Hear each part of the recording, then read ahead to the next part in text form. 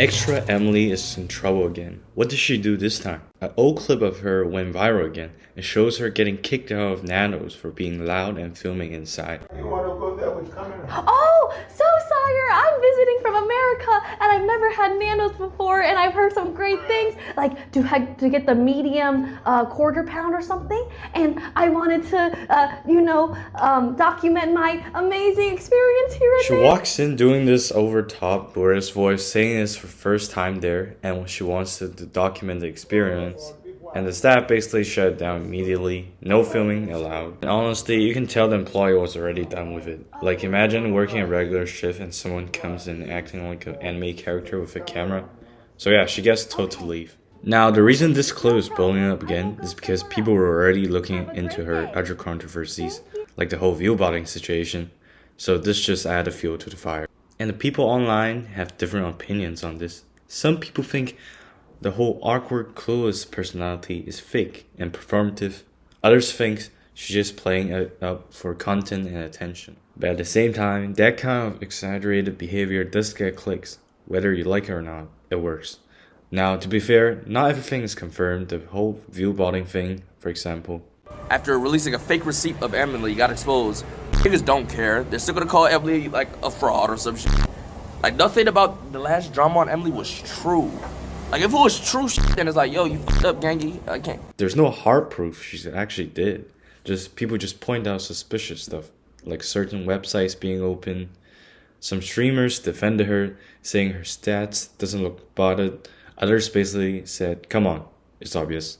Trying to do due diligence. Okay, so obviously it was not a pop-up. She, in my opinion, I think she looked it up herself. I do. I don't believe the pop-up thing. I don't. And if I go, here, let me do it right now. I'll do it myself right now. She needs to look up how to drive. So if I pull this up, she's not even botting. Like, if you look at a handful of these streams, like I looked at this before, this is not that. Well, actually, this one is pretty. This does look. This one does look pretty bad. This one does look kind of. This kind of doesn't look good. Does not look good. So it's kind of like one of those situations where everyone is arguing, but nobody really knows for sure. Then there's the criticism about how she acts on stream. A lot of people say she leans too hard into childish, overly innocent personality, and that it comes off as fake or forced.